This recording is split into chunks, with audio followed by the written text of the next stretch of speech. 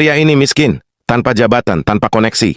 Tapi suatu malam seorang CEO cantik menatapnya dan berkata, "Jika kamu bisa menyelamatkan perusahaanku, aku beri kamu 3 miliar rupiah." Sebelum ceritanya berlanjut, jangan lupa subscribe channel Om Brimo si pendongeng dan sahabat Porem Street, karena kisah ini bisa mengubah caramu memandang nasib. Namanya Arga, hidupnya sederhana, bahkan terlalu sederhana. Tinggal di kamar petak, bekerja serabutan, dan sering pulang dengan tangan kosong. Di mata orang-orang, Arga hanyalah pria gagal yang tak punya masa depan.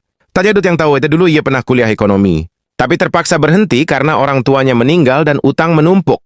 Suatu hari Arga diterima bekerja sebagai petugas kebersihan di sebuah gedung perkantoran mewah. Di sanalah ia pertama kali melihat Laras, CEO muda yang cantik, cerdas, dan terlihat selalu tenang meski perusahaannya sedang berada di ujung kebangkrutan. Saham anjlok, investor pergi, dan para direksi saling menyalahkan.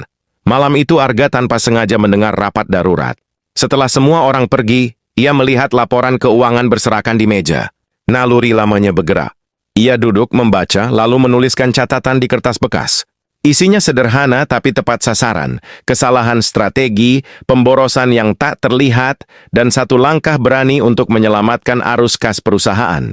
Keesokan harinya catatan itu sampai ke tangan Laras. Ia membaca dengan serius lalu terdiam. "Siapa yang menulis ini?" tanyanya. Arga pun dipanggil. Dengan pakaian lusuh dan kepala tertunduk, ia berdiri di hadapan para petinggi. Beberapa menertawakannya, menganggapnya tak pantas bicara soal bisnis besar. Namun Laras melihat hal lain. Ia menatap Arga dan berkata, "Aku beri kamu waktu 1 bulan. Jika ide-ide ini berhasil menyelamatkan perusahaan, aku beri kamu 3 miliar rupiah. Jika gagal, kamu pergi tanpa apapun." Arga menerima tantangan itu. Selama 1 bulan keputusan sulit diambil. Produk lama dihentikan, strategi baru dijalankan, dan semua berjalan penuh tekanan. Setiap hari seperti berjalan di tepi jurang. Hari terakhir tiba. Laporan keuangan dibuka di ruang rapat. Angka-angka menunjukkan perusahaan selamat. Kerugian berhenti, investor kembali, dan saham mulai naik. Ruangan mendadak sunyi. Laras berdiri dan berkata, "Janji adalah janji." 3 miliar rupiah masuk ke rekening Arga. Hidupnya berubah seketika. Tapi kejutan belum berhenti. Laras menawarinya posisi penting, bukan sebagai bawahan, melainkan sebagai partner. Dari pria miskin tanpa jabatan, Arga menjadi orang yang menentukan arah perusahaan.